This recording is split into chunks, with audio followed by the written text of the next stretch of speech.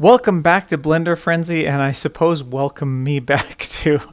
Yeah, 2021 was a really tough year, I'm sure for many of you as well. And I keep thinking that I'm going to get over this hill to where I can just start going and making a whole bunch of tutorials and being a lot more consistent.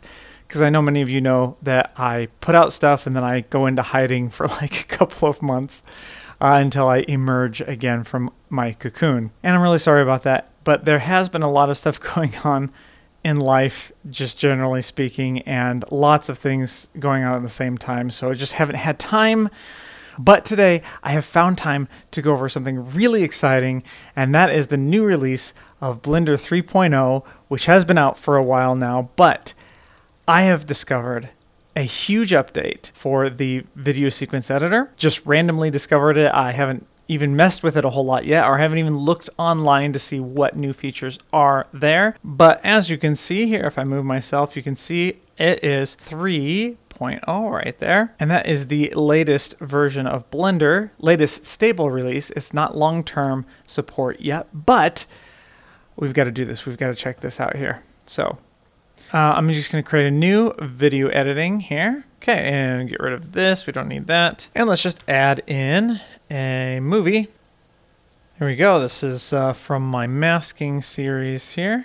Oh, here we go. And okay. So what I did was I was working with a picture or video footage or something in here. I think it may have just been a picture. And I noticed this little dot here. And I was like, what is that? That's really annoying. How can I get rid of that? I don't know what I can do to get rid of that. So I'm like clicking around to see what that is. And I thought it was like a glitch or something at first. And then I noticed there's an outline around the footage. So I was like, huh, okay. And the outline looks very suspiciously like the outline of an object in the 3D mode. And this little dot looks very suspiciously like an origin point. So I thought, nah. And then I thought, well, what happens if I just press G to grab? Oh, look at that. Look at that beautifulness of wonders and amazement here. And then I thought, well, if I can grab it, what about rotating it? Oh, I can rotate it. I can scale it. Just like that. So we can do, let's do scale, can I do 0? Oh, okay, yep, I can. I don't know what that does. I mean, it makes it 0, but okay. But there's gray behind it, but I'm moving that, so it looks like that it's working there. So can I add a keyframe? I don't know. Can right click and rename. I might be able to add a keyframe. I'm not entirely sure. Wonder how we can quickly add a keyframe. I mean, I know how to add a keyframe here in the transformation, but a scale is at 0. So let's put this back up to 1. There we go. So as I scale it, you can see the numbers going down here. Now I know I can hover over here and press I to insert a keyframe there, but it'd be nice if I can press I right here or something. Let's see if we can find it. Keyframe. Insert keyframe. Oh, I need to spell frame right. Nothing with shortcuts here. Let's do image, apply, strip, transform, select, view. What about over here? Oh, hey, look at that. I didn't even see this before. So we've got tweak and select box. So I can drag to select or tweak. And just click and drag. Oh, hey, there we go. That's even better. I don't even have to press G. To grab, rotate. Oh, that's so awesome.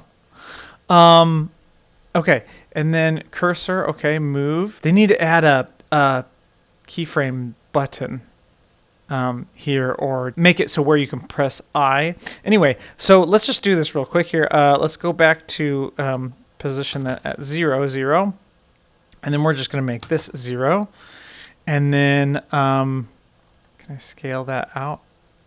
So I can't scale it up from 0, but let's just do keyframe, keyframe, and then we'll bring this up just a little bit. There we go. And then now we can scale it. So we'll go whoop and keyframe, keyframe. Oh, you know what? We got I'm getting too excited. I'm getting ahead of myself. So let's start here, and let's just remove these keyframes. So make that 0.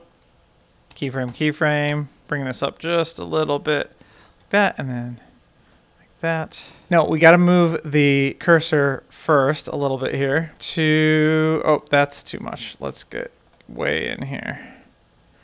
And Control T to change this to frames. So let's go. Let's do frame 20, and then we'll have that out here like this.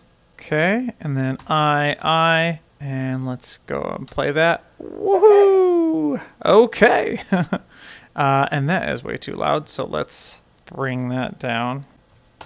2.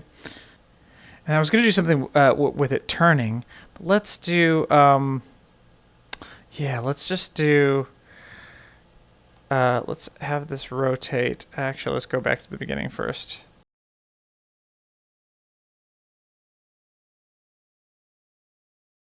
At the start, we're going to just scale this all the way down like this. We'll just scale like that. That way I can rotate it all the way upside down and I can kind of see what that looks like. There we go. Keyframe, keyframe, keyframe. And then let's go to frame 20. Scale that up.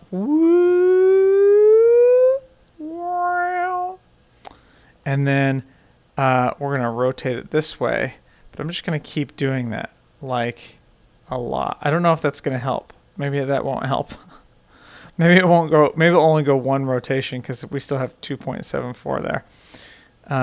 Okay, so keyframe those, and woohoo! Okay, and let's just bring this down here to yeah, right here, and keyframe those. There we go.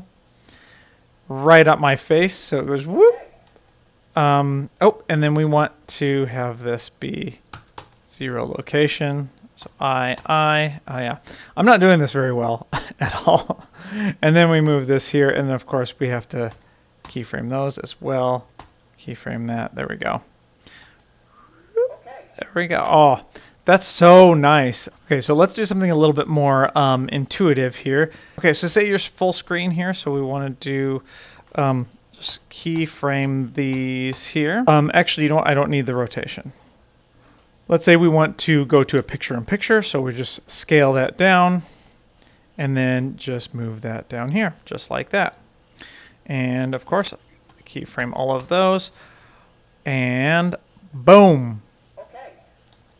Look at that. This, especially for motion graphics, is going to just be a game changer. And I know there were some tools that already did this that was an add-on to Blender, but this worked straight out of the box. I didn't do any add-ons that I know of. Let me just make sure.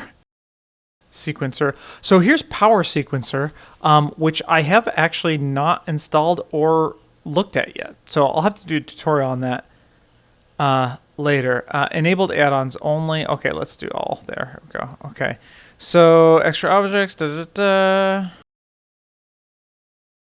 Nope, it doesn't look like I enabled anything for this. So yeah, this works straight out of the box with Blender 3.0, and that's as far as I've got. I just noticed that one time, and I didn't have time to mess with it. I was like, oh, that's awesome. Thanks for watching this more conversational style clip where you watch me go over some of the new features of the Blender VSE in Blender 3.0. To see more of those features, head on over to the next video.